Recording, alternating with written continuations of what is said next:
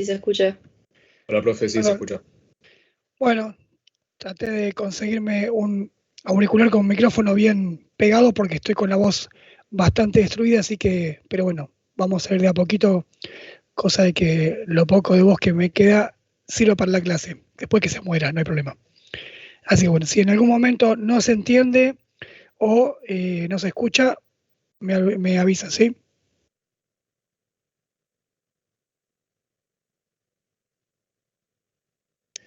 Perfecto, a ver cuántos somos, a ver si ya podemos empezar, esperamos un poquito más.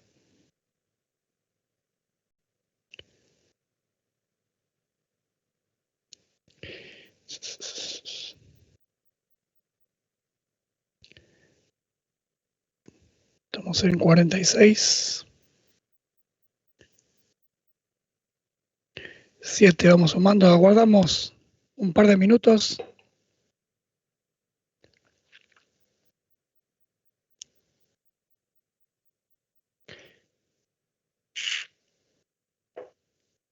Y seguimos sumando ahí.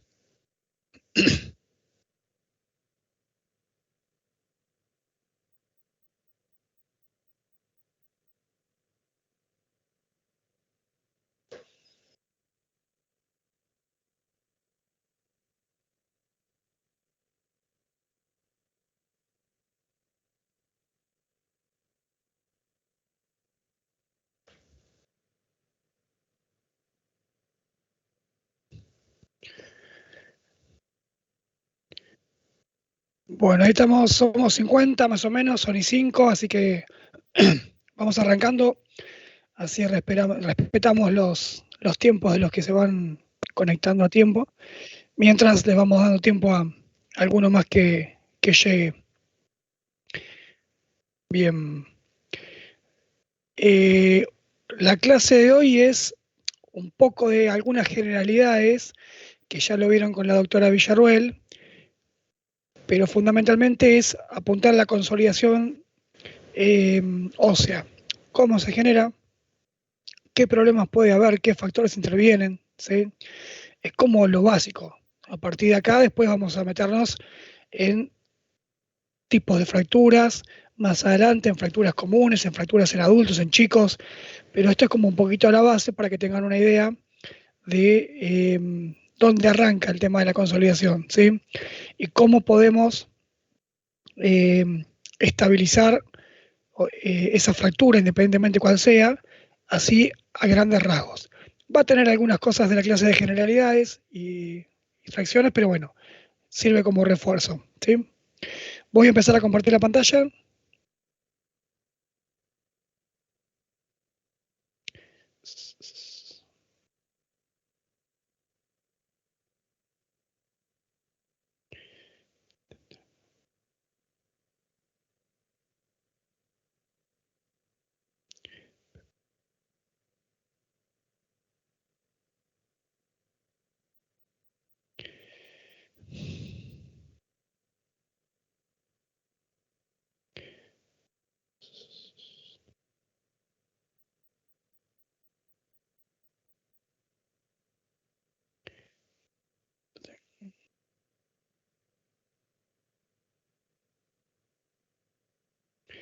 Sí, chicos, si alguno quiere grabar la clase, lo puede hacer, no hay problema.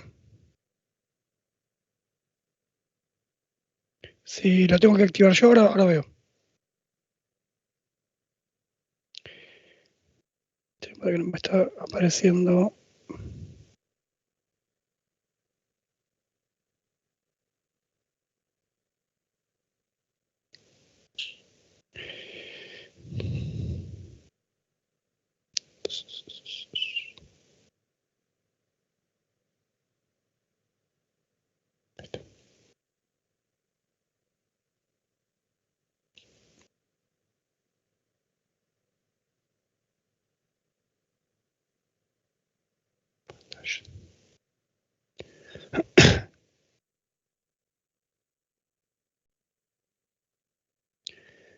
Bueno, ahí la ven la pantalla.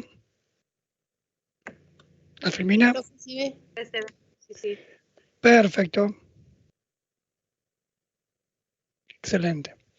Bueno, ahí como les dije, lo que vamos a tratar fundamentalmente es consolidación ósea, ¿sí? Para la consolidación ósea tenemos varias etapas que se van formando a partir del momento inmediato de la fractura, ¿sí? Acuérdense, fractura, solución de continuidad de un hueso, ¿sí? Lo primero que vamos a tener es hematoma fracturario, o sea, sangre, el hueso es un tejido vivo, sangra, y dentro de esa sangre van a estar todos los factores de reparación. Hay una organización del tejido conjuntivo, de la parte vascular. Si yo meto una aguja dentro de un foco fracturario inmediato, voy a sacar y voy a encontrar sangre, ¿sí? En el foco. Que de hecho en muchas reducciones, cuando las hago en consultorio, cuando las hago en la guardia, yo voy a pinchar el foco para anestesiar y lo primero que hago es ver si allí hay hematoma. Si viene hematoma fracturario, lo voy a ver mezclado con la anestesia y ahí voy a infiltrar la anestesia, ¿sí? Por eso muchas veces el sacar ese coágulo puede llegar a retardar un poquito, ¿sí? Siempre que podamos evitar abrir el hueso, mejor. Si bien cuando lo operamos va a quedar a veces mucho más estable, también vamos a perder parte de ese hematoma, ¿sí? Inmediatamente después se va a empezar a formar uno de los callos que es fibroso, es blando, ¿sí? Que todavía se puede mover. Si yo le pongo un mecanismo de tracción, lo puedo estirar, ¿sí? Puedo elongar ese hueso porque está como unido, pero unido débil, unido con un callo muy flexible, ¿sí?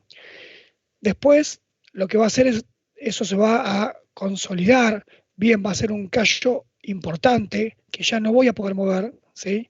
Si yo quiero corregir, voy a tener que romper ese callo, voy a tener que hacerle una osteotomía o voy a tener que hacerle una osteoclasia, ¿sí? A ese callo que se formó para corregirlo en el periodo de formación del callo óseo, ¿sí? Por ahí va a ser un callo exagerado. Después hay un periodo donde ese callo se remodela un poquito, ¿sí? Y tiende a buscar una estructura muy parecida a lo que es la continuidad del hueso. Acá tenemos más o menos en gráficos las mismas etapas que yo les decía antes, ¿sí? Tengo acá. Fíjense, el hematoma, fractura intacta, ¿sí? La formación del callo cartilaginoso o plexiforme, que es donde empieza la revascularización, se empiezan a formar a través de las trabéculas los vasitos nuevos, se empiezan a unir, ¿sí? Y acá ya el callo grande, duro, bien formado, con mucha matriz ósea, y el último donde, ven, fíjense que este de acá está como más parecido a la otra parte de hueso no rota, ¿sí? Que este, como que al principio el callo es muy grande, después debería remodelarse. Hay veces que no pasa, el remodelado es muy leve y el callo queda grande igual, ¿sí? Estos son tiempos aproximados, ¿sí? Porque depende del hueso, la consolidación puede variar entre 3 semanas y 3 meses. Entonces, cada hueso tiene un tiempo determinado. Estos son tiempos aproximados de la mayoría, ¿sí? Pero no todos los huesos consolidan de la misma forma. Eso ténganlo presente. Tengo básicamente dos tipos de consolidación. Una primaria, que está generada por el endoosteo del hueso, ¿sí? Que para que eh, para que esa consolidación pueda resolver, ¿sí? Tiene que haber una estabilidad absoluta, o sea, el hueso, el foco de fractura no tiene que moverse, y la reducción tiene que ser anatómica, tiene que ser exacta, ¿sí? Entonces, ¿por qué? Porque este tipo de consolidación no hace ese callo grande que vimos anteriormente, ¿sí? No hace esto, queda bien prolijito. Por fuera queda bien armado, como si no hubiera tenido fractura, porque la consolidación viene desde adentro del hueso, ¿sí? En el caso de la consolidación perióstica o secundaria, es cuando no tuvo estabilidad o no tuvo una reducción perfecta, entonces hace el callo, pero hace un callo un poco más hosco, un poco más grande, ¿sí? Entonces ahí decimos que la reducción es relativa, porque la estabilización no es tan grande, que la reducción, perdón, es no atómica, o sea, no vamos a ver el enagrama del hueso exactamente como debería haber sido. Y en algunos casos hay combinadas, ¿sí? Bien, ¿qué necesito yo para que un hueso pegue? Contacto.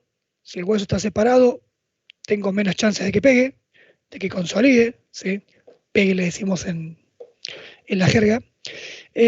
Aparte de contacto, a veces necesita cierta presión el hueso, ¿sí? No solamente que esté apoyado suavecito, sino que haga una presión.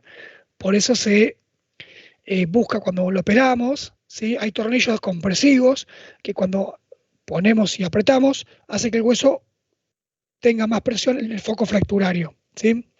Y la otra es que no se mueva. Yo lo puse muy lindo, pero después le hago un yeso y dentro del yeso se mueve, también puedo generar una falta de consolidación, ¿sí? ¿Qué alteraciones puedo tener yo en la consolidación ósea? Hasta acá, todo lo que necesitamos para que un hueso consolide bien. Cuando eso no pasa, ¿qué me pasa? ¿Sí? Puedo tener desejes, está, sobre todo en huesos largos, no tienen la misma alineación correspondiente, pueden ser anguladas, o sea, puede formar un ángulo, puede estar rotado el hueso, ¿sí? Eso puede llegar a pasar, por ejemplo, en los metacarpianos, que esté rotado, entonces, al estar rotado, me queda el dedo, por ejemplo, en otra dirección, me queda el dedo hacia adentro, por ejemplo, ¿sí? Puede estar cabalgado, ¿qué significa? Que un hueso por ahí está en el mismo eje, pero está superpuesto, ¿sí? Y eso va a hacer que esté un poco más corto. Esos son tipos de consolidaciones viciosas.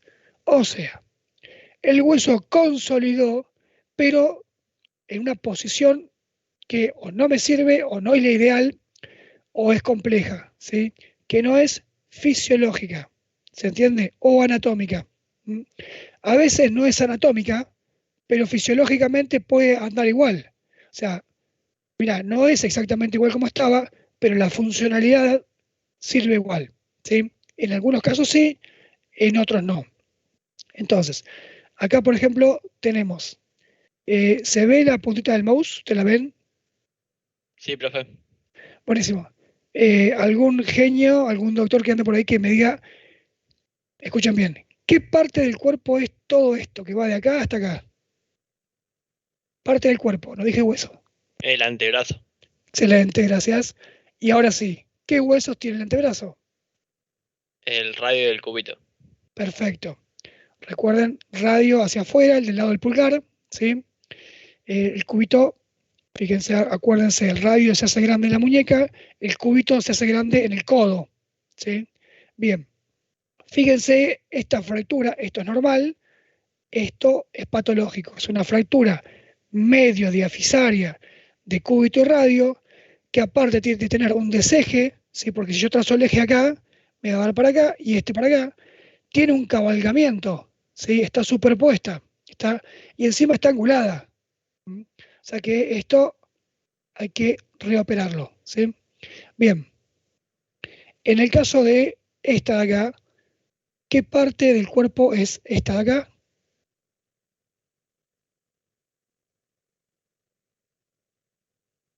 Parte del cuerpo. La pierna. Pierna. Bien, pierna, exactamente. Sí, chicos, tengo el pie acá abajo. Bien, ¿qué huesos tengo en la pierna? Tibia y peroné. Bien, en este caso no funcionan como el cúbito radio, ¿sí? Porque la tibia es grande arriba, es grande abajo. Lo que hace el peroné fundamentalmente es estabilizar, ¿sí? Y sobre todo tiene mucha injerencia a nivel del tobillo. Y no tienen movimiento entre sí, que cúbito y radio tienen la pronosupinación, ¿sí? Uno gira por sobre el otro. Esa es la diferencia entre esas dos extremidades. Bien, y acá tenemos una fractura tibia-peroné, donde vamos a ver que en realidad el eje, ¿sí? Si bien es paralelo, lo tiene, porque yo trazo una línea acá y una línea acá, los ejes son paralelos, o sea, no están deseje, no está angulada. Lo que sí pareciera que está cabalgada, ¿sí? Y lo que hacen muchas veces entre cúbito y radio y tibia peroné es pegarse los dos huesos juntos, ¿sí? Acá en este caso se hace una sinostosis, ¿sí? Y esto se llama peroné protibia, ¿sí? Que inclusive hasta a veces esa propiedad se usa en forma terapéutica, ¿sí? Se hace que el peroné se pegue a la tibia en algunos casos como refuerzo óseo, ¿sí? Pero bueno, más allá de eso, lo que estamos viendo ahora son consolidaciones viciosas, huesos que consolidaron mal, ¿sí? Otras alteraciones, ¿sí? Son las pseudoartrosis, ¿tá? Una consolidación lenta, una consolidación retardada, una pseudoartrosis, son huesos que tardan mucho en consolidar o que no consolidan, ¿sí? ¿Cuánto tiempo? Depende del hueso, ¿sí? Cada hueso va a tener su tiempo. Yo tengo un escafoides carpiano, ¿sí? Acá. Y a los 2 meses no consolidó, no hay ningún problema, porque tarda 3 meses en consolidar. Ahora, yo tengo un metacarpiano, ¿sí? Y pasaron 2 meses y no consolidó, es un problema. Esa es la gran diferencia. Ojo con los tiempos de no consolidación que varían de acuerdo al hueso, ¿sí? Una consolidación lenta, una retardada y el extremo, una pseudoartrosis, es un hueso que no consolidó, ¿sí? Causas. Puede ser, fíjense que acá el hueso intentó hacer callo, ¿sí? Esto se llama en pie o en pata de elefante en realidad. Es una pseudoartrosis hipertrófica, o sea, el hueso hizo mucho callo, pero no se unió el otro, ¿sí? A diferencia de la de al lado, que es atrófica, o sea, no hizo hueso, ¿sí? Por ahí estaba en contacto, pero no alcanzó a unirse con baja cantidad de hueso. A veces directamente queda tan separado que hay una reabsorción del hueso, ¿sí? Y no solo no consolida, ¿tá?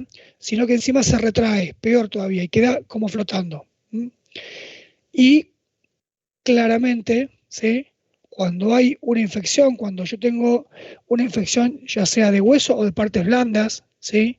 En la zona, la consolidación va a estar muy complicada. Entonces, primero tengo que resolver la infección y después voy a ver cómo hago para que ese hueso consolide.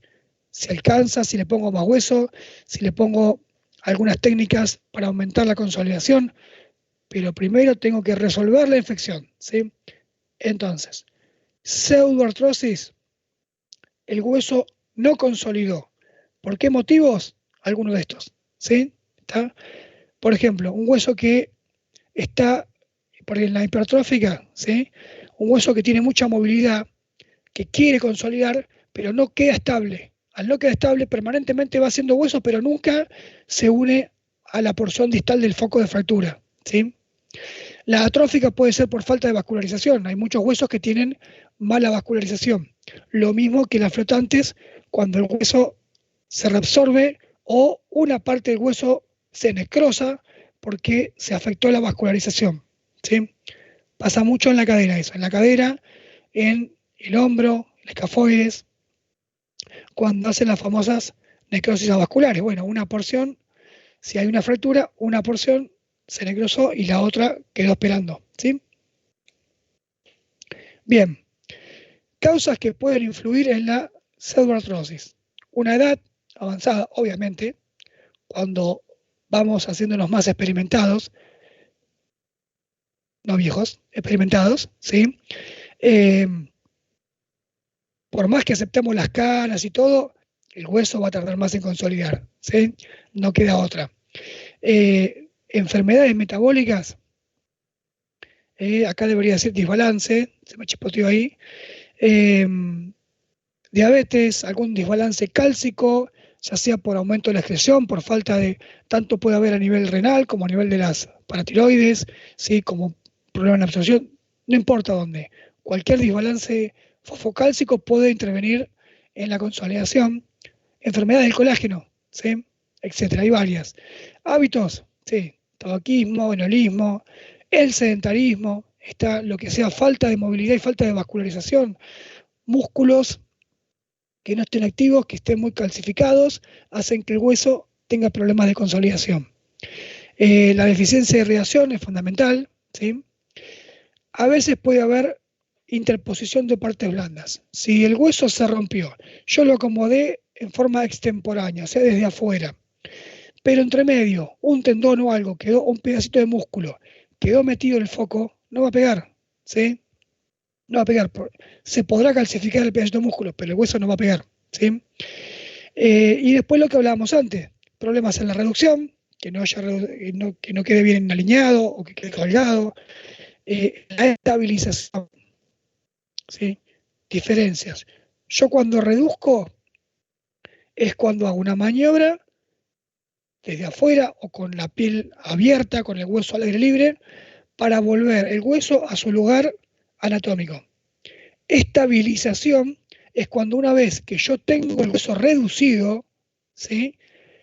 Lo estabilizo para que no vuelva a cambiarse el lugar, ¿sí? Porque eso va a estar sujeto a fuerzas musculares que van a hacer que se vaya de vuelta. Las primeras que actuaron, ¿sí?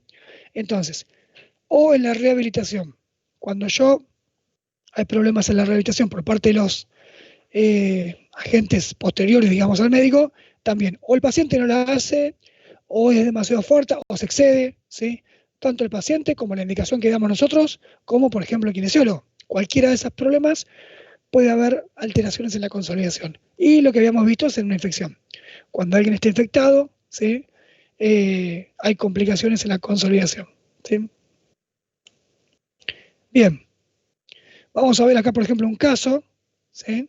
Fíjense cómo en el primero lo tratan con un clavo endomedular, ¿está? No consolida, ¿sí? Se cabalga, de hecho el clavo, esto es la rodilla, o sea, imagínense tener un pedazo de clavo dentro de la rodilla, ¿sí?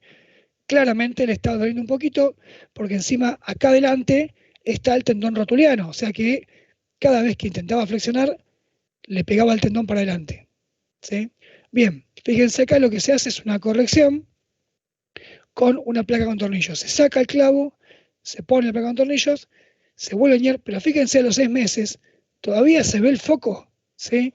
Es más, al año todavía tenemos la línea del foco de fractura. Hay clasificaciones para evaluar la pseudoartrosis en forma clínica o radiológica, no lo tienen que saber, ¿sí?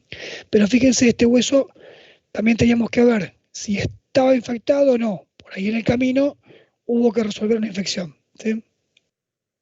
Bien, otra de las alteraciones, ¿tá?, que puede haber es una necrosis avascular, ¿sí?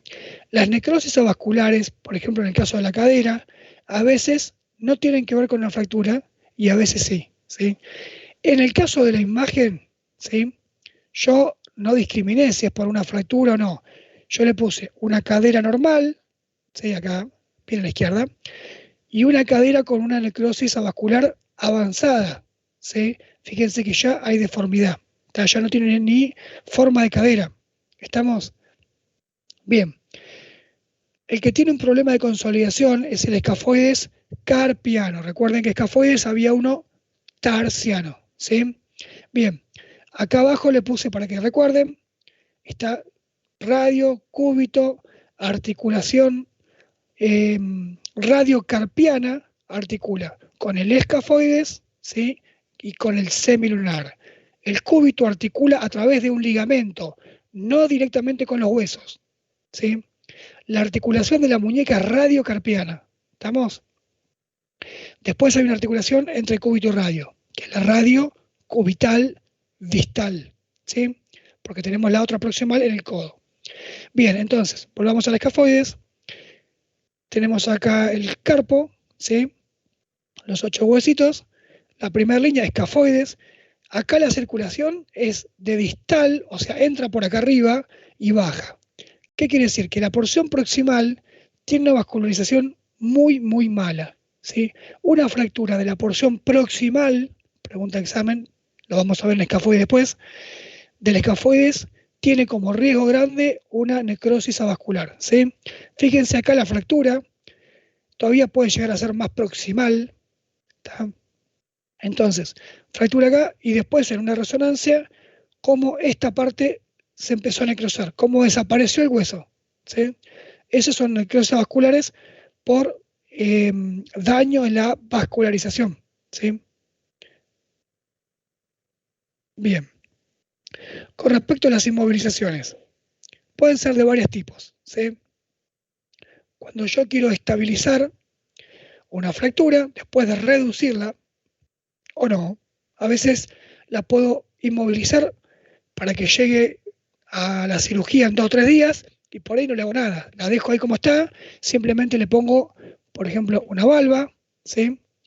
Y en 2 días la opero, pero no la reduzco afuera, la reduzco en quirófano cuando estoy operando. De las ortopédicas, ¿sí? Las ortopédicas, los yesos, que son completos, ¿sí? Las valvas, que es una herramienta fundamental, sobre todo para todo aquel que está en alguna salita, en alguna emergencia, y no es traumatólogo y tiene que aguantar el paciente hasta que lo vea un especialista, ¿sí? Es muy bueno tener siempre unas valvitas a mano, cuando ustedes arranquen laburando, que van a caer en la salita número 74 del kilómetro 48, ¿sí? Donde están ustedes, y el Sereno, júntense en algún lado, unos yesitos para hacer aunque sea una valva. Hacen la valva y después le dicen, listo, anda tranquilo al hospital, ¿sí? Paciente ya no le duele, no corre riesgo de lesión vascular, por ejemplo, ¿sí?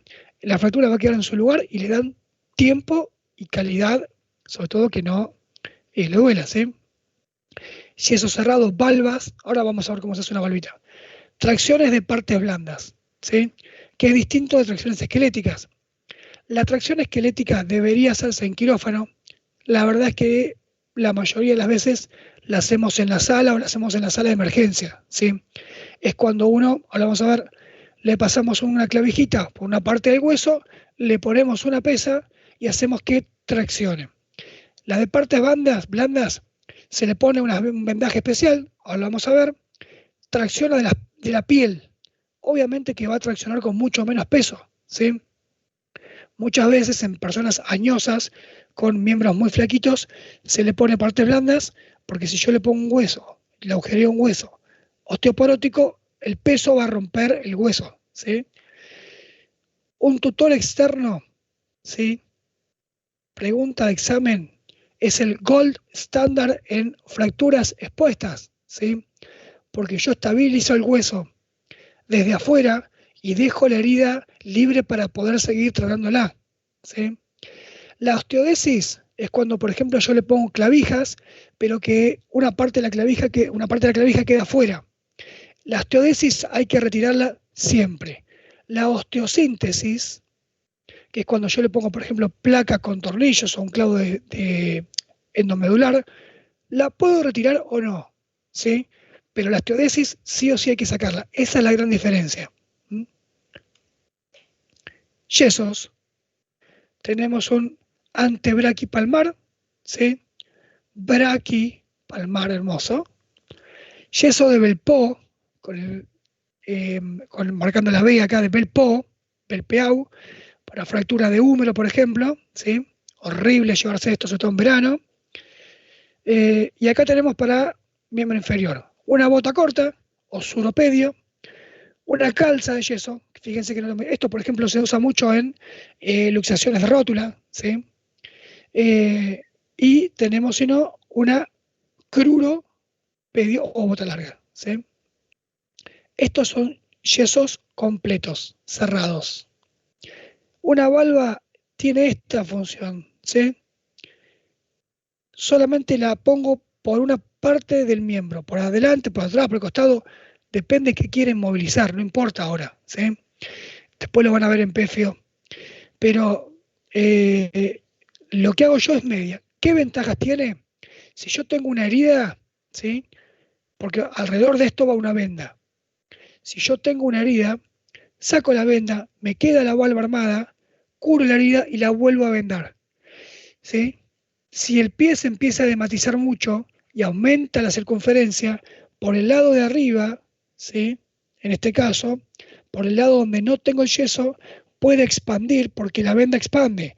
Un yeso cerrado puede expandir muy poquito, que es lo que yo le pongo en primera instancia, que es la capa de ovata, se llama, que le pongo debajo del yeso. Entonces, me puede hacer una compresión y esta ya no, ¿sí? Bien, fíjense las valvas, ¿tá? Lo primero que hago yo es poner una malla que va pegada a la piel, que es cómoda, confortable. Después yo voy a poner arriba una venda, se llama ovata, que es una venda como de la finita, como de vidrio, ¿sí? Que esa es la que me va a permitir expandir, ¿sí? Después, lo que voy a hacer es yeso, de esta forma, le voy a poner varias capas de yeso, lo voy a mojar, ¿sí? Acá, le voy a quitar todas las liñitas, y esto que está cortadito acá se llama imbricar. Imbricar, y en este caso es para el talón, ¿sí? Porque si yo le doblo el yeso, le va a quedar un bodoque doble ahí, entonces lo corto, lo separo un poquito, cuando se lo pongo, lo meto uno dentro del otro, ¿sí? Estamos, entonces, después terminé de ponerle yeso y le pongo una venda. Muchas veces también conviene ponerle una venda para edema, la venda elástica, ¿sí? Esto es una movilización que cualquiera puede hacer en cualquier lado, con un par de vendas de yeso y un par de vendas ovata y un par de vendas comunes, pueden caerle lo que quieran, que lo inmovilizan, y si se lo quieren llevar en la ambulancia al hospital, o si está bien le dice, bueno, ya te tomás un remis, te vas tranquilo al hospital, que con esto tenés tiempo, ¿sí? Bien, tracciones esqueléticas. Fíjense, acá el de la izquierda, esto que está acá, que son dos frasquitos en realidad que están agarrando un clavo que se llama clavija de Steinmann o Kirchner, depende el grosor, ¿sí? Los Kirchner son más chiquititos, los Steinmann son más grandes. Depende qué hueso es el grosor que yo le voy a poner, ¿sí? Entonces, acá yo se lo pasé, esta es una tracción transtuberositaria, pasa por detrás de la tuberosidad anterior de la tibia, seguramente por una fractura de fémur, ¿sí? Después yo le voy a poner un estribo y la tracción. Fíjense acá, está por arriba de la rodilla, ¿sí? Es supracondilia, está por arriba de los cóndilos femorales. Puede ser para una fractura de fémur o de cadera más proximal, ¿sí? Bien arriba. Y fíjense cómo van los pesos, ¿tá? Esta es para una fractura de húmero, es transolecraneana, ¿sí? Porque atraviesa el olecranon, y esto, que se llama marco balcánico, lo utilizo como para que el paciente esté traccionado, ¿sí? Esto tiene la función de descomprimir la zona, reducir los riesgos de venosis, trombosis venosa profunda, con el consiguiente tromboembolismo pulmonar, ¿sí? Mejora el dolor, mejora la circulación y mejora el edema, ¿sí? Bien, lo que les decía, si yo esto se lo pongo a una señora de 85 años osteoporótica, me voy a quedar con la tracción, el palito contra la piel. No va a ser la primera vez que una tracción rompe un hueso que está traccionando, ¿sí? Entonces, para evitar eso, lo que yo hago es, con este kit, que no siempre está en todos lados, en muchos lugares lo fabricamos, bien de conurbano, con este kit lo que se hace es, se pega la piel, ¿sí? Entonces queda una maderita acá, un cartoncito, y se le cuelga, depende de dónde esté, algo para que pese eso, ¿sí? Generalmente acá lo que va, en realidad debería ir una roldana. Muchas veces terminamos usando el caño del borde de la cama, ¿sí? Pero esto es una tracción de partes blandas para una persona que no la podemos traccionar con continuos o que no tenemos los métodos, ¿sí? Bien, tutores externos son elementos de fijación que van por fuera, ¿sí? Por fuera de, el cuerpo. Acá, por ejemplo, este que vemos acá a la derecha es un fémur, es un dibujo en realidad, con un tutor externo monoplanar, o sea, que está en un solo plano, ¿sí? ¿Dónde se usa mucho los tutores externos? Para estabilizar las pelvis, ¿sí? Fractura de pelvis, fíjense, acá la flecha, esta bellecita, como la articulación sacroilíaca está abierta y después cierra, ¿sí? Fíjense la sínfisis pubiana, que está más de 2 centímetros abierta, eso es un problema, y cómo después cierra. Queda un poquito cizallada, porque este tutor que se puso era un tutor muy... Esto es un hospital de acá de Monte Grande. Eran los únicos 3 caños que había y no se le podía jugar para cerrar. Pero lo importante es que la pelvis quedó cerrada, ¿sí? Porque el riesgo más grande cuando hay una pelvis a libro abierto como esta, ¿sí? Es el plexo venoso presacro, que es por donde el paciente sangra, se pasa toda la volemia de la pelvis y se choca, ¿sí? Y se muere, ¿está? Entonces acá le estabilizamos la pelvis con un tutor que va insertado en la espina ilíaca anteroinferior, ¿sí? Ahí bien arriba está. Bien, ¿cuándo pongo yo tutores? Fracturas expuestas, ¿sí? Heridas, ¿está? Pelvis inestables.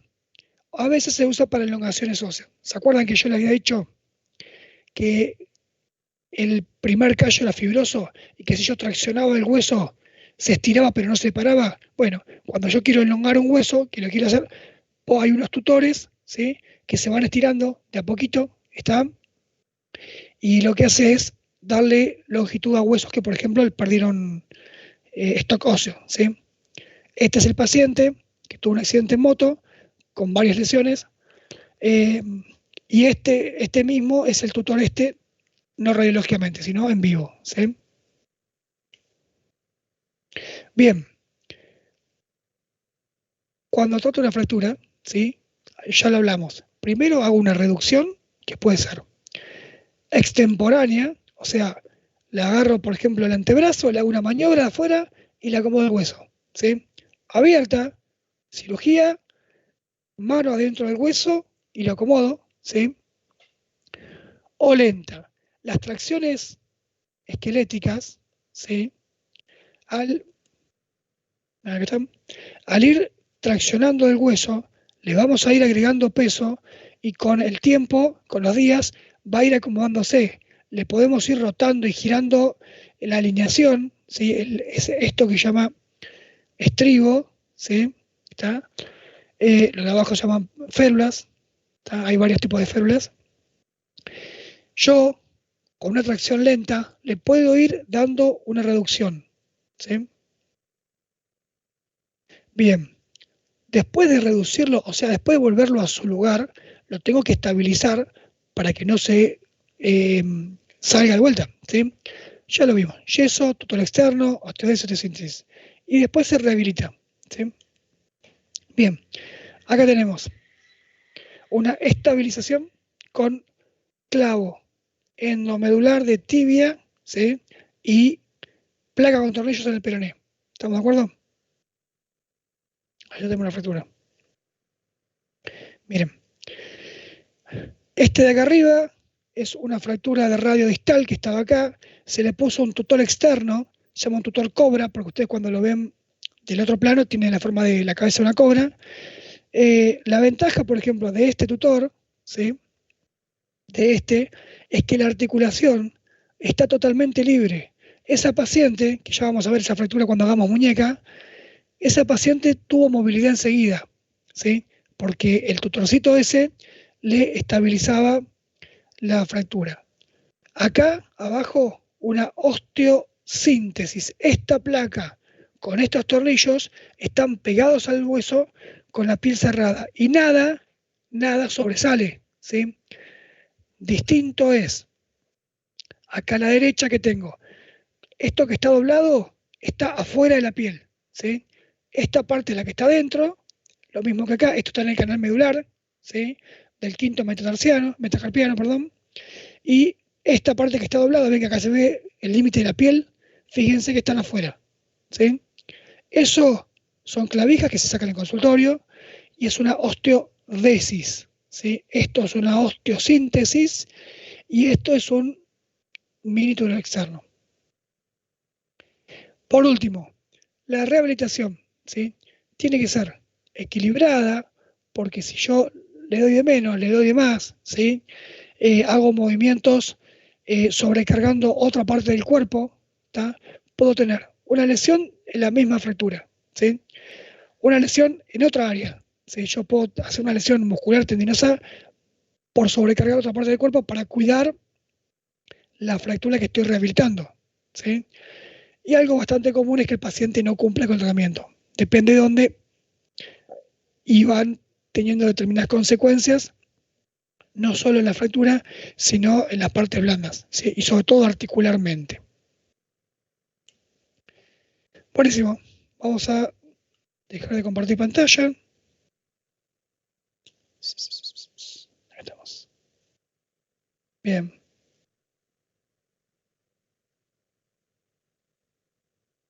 Ahí estamos. Perfecto. Bueno, somos más que cuando empecé. Quiere decir que no se fueron o que llegaron más de lo que se fueron. Chicos, ¿alguna pregunta grande que les haya quedado? Hola, profe. Sí, dime. Sí, ¿qué tal? Yo tenía una duda. ¿Cuándo se usarían las reducciones lentas? Sobre todo para huesos largos, ¿sí? Lo que es fémur, tibia, sobre todo para esos dos, vos los traccionás cuando lo vas a operar, no en el periodo inmediato. O sea, vos, por ejemplo, un clavo de tibia tenés que ponerlo, si vos lo tenés cuando llega la guardia, se lo ponés, ¿sí? Ahora, la mayoría de las veces no tenemos. Entonces, llegan, se internan, le ponemos una tracción esquelética, ¿sí? Hasta que el paciente se opere. Hay veces que, como pasa por ejemplo en los hospitales públicos, que el material tarda mucho. Entonces el paciente por ahí está un mes internado. Y en algún momento el hueso empieza a consolidar. O sea, empieza a consolidar desde el primer momento. ¿Qué pasa? Si a ese paciente lo dejamos sin nada, va a ser una consolidación viciosa. Entonces, mientras va llegando el material, le vamos acomodando despacito esa fractura para que vaya consolidando y vaya reduciendo en su, ¿cómo es?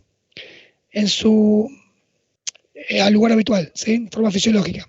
Entonces, yo mientras espero que venga la resolución definitiva, por ejemplo, de un clavo de tibia, lo pongo en contracción y lo voy acomodando con radiografías en forma permanente, cada 48 horas, 32. Y ahí voy corrigiendo el peso o el ángulo que yo le voy dando, si está rotado, si está cortado. A veces por ahí le pongo mucho peso y se separa mucho, le saco, ¿sí?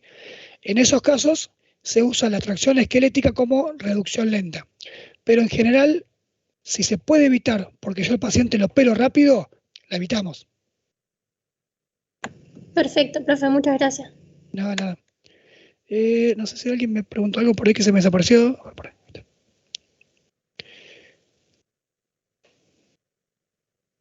Profe, yo tenía una duda. Dime. O sea, ¿qué sería osteodesis y osteosíntesis? No me quedó en claro eso. La osteodesis es cuando vos pones un material, ¿sí? Es una cirugía. Las dos son quirúrgicos, ¿sí? Cuando vos pones un material que sí o sí tenés que retirar después, porque queda una parte por fuera de la piel. En la osteosíntesis, vos pones el material de reparación, por ejemplo, placa de tornillos, por debajo de la piel, pegada al hueso, cerrás, no queda nada afuera y si bien a veces se saca, pero no es necesario retirarlo, ¿sí? La diferencia más grande es esa. La osteodesis, el material de estabilización, que generalmente son clavijas, siempre se retira. Listo, profe, gracias. ¿Listo? Acá tengo una, en caso de fractura de cadera. En caso de, para Magali, que me preguntó, les leo la pregunta, en caso de fractura de cadera en la que se usan los tutores, aproximadamente cuánto tiempo de reposo tiene que hacer el paciente. Depende por qué uses tutores, ¿sí? Si lo usaste porque tiene una herida aparte, en general en cadera es una de las que se usa poco y nada, ¿sí? Generalmente lo usás hasta que vos tomes una conducta definitiva, que puede ser reparar la cadera o cambiarla, o sea, ponerle una prótesis, ¿sí?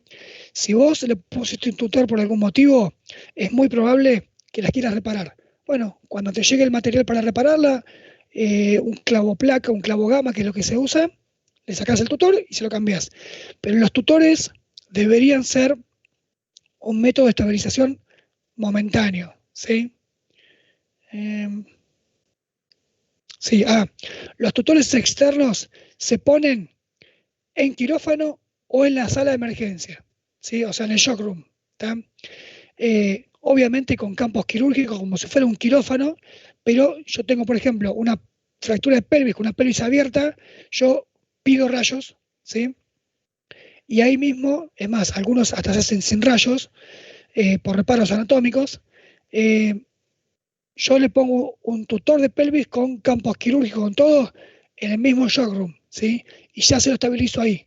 Si no, lo que puedo hacer es una cincha y llevarlo al quirófano. ¿Está?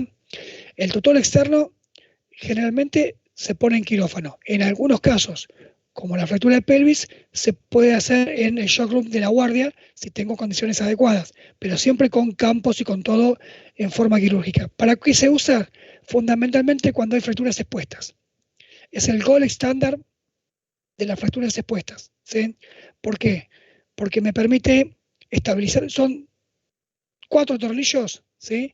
Que entran en el hueso, me lo dejo fijo, lo puedo movilizar y me queda toda la herida abierta porque las fracturas expuestas, yo cada 48 horas tendría que entrar a lavarlas, ¿sí? Entonces, si yo le pongo una valva, tengo que sacar toda la valva, la mugre, entonces es mucho más cómodo y la valva es una estabilización relativa. El tutor externo bien puesto es como si tuviera un clavo por dentro, lo mismo, ¿sí?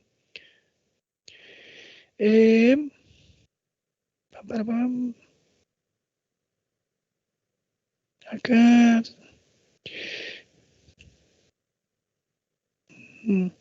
Acá en cuanto, sí, perdón, en cuanto al, están viendo las preguntas, en cuanto al reposo absoluto de un paciente con un tutor externo, ¿sí? Es una fractura, no puede pisar, ¿sí?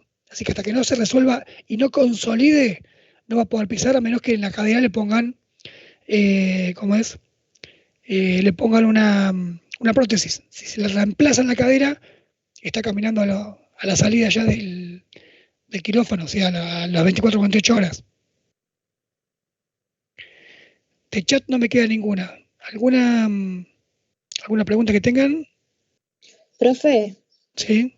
en cuanto al tiempo de los tutores externos, ¿cuánto tendría que ser entonces el tiempo mínimo y el tiempo máximo en que se los puede dejar una persona a la espera de otro tratamiento? Mira, el mínimo es el tiempo que te lleve hasta ponerle el material que corresponde, ¿sí? A veces, por ejemplo, son 2 días, ¿tá?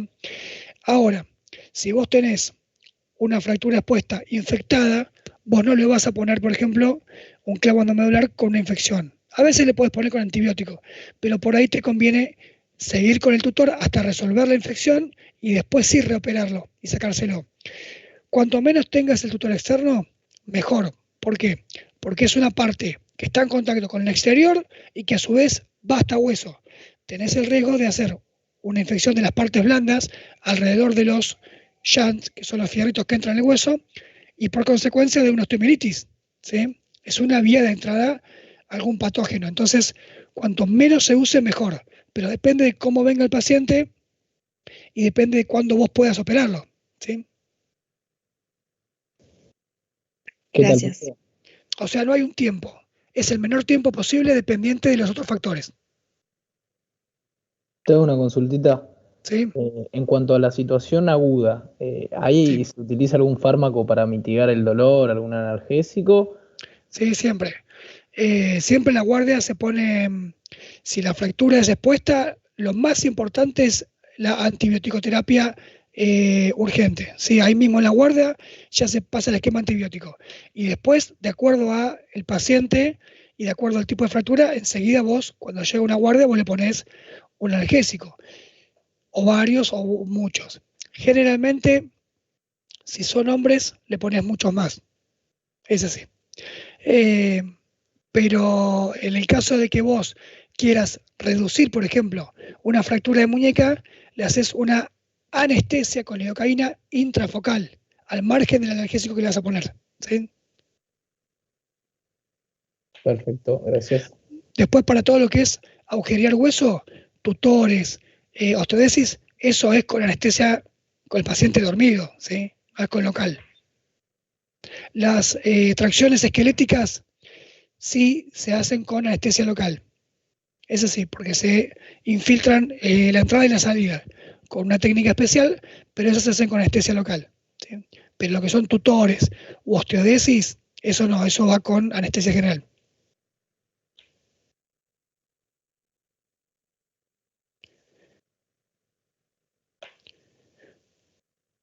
¿Alguna cosa que le haya quedado a alguno por ahí? ¿No? Cero pregunta a la una, cero pregunta a las dos. Bueno, chicos, no es un tema complicado, ¿sí? La idea es que tengan la base de esto. Igual de mucho de esto se va a volver a repetir cuando veamos fracturas específicas de cada región, ¿sí? En las clases, por lo menos las que tengamos conmigo, yo les voy a marcar bien cosas importantes como para que eso no se lo olviden, porque seguramente va a ser pregunta de examen, ¿sí? Así que cuando yo diga pregunta de examen, márquenlo bien grande, ¿sí? Y arranquen leyendo por ahí, después el resto, ¿tá? Así que bueno, hay cosas que se preguntan mucho más que otras, sobre todo porque cuando dan los exámenes, ustedes dan todo quirúrgicas, no dan solamente traumato, ¿sí? Entonces en un momento se les hace bastante. Bueno, ¿alguna última oportunidad para preguntas? ¿No?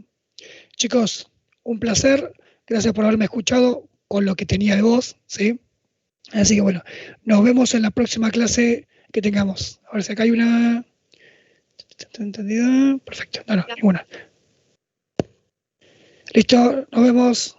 Gracias, profe. Saludos. De nada. Gracias, profe. Un placer. Chao, profe, gracias. Chau, chau.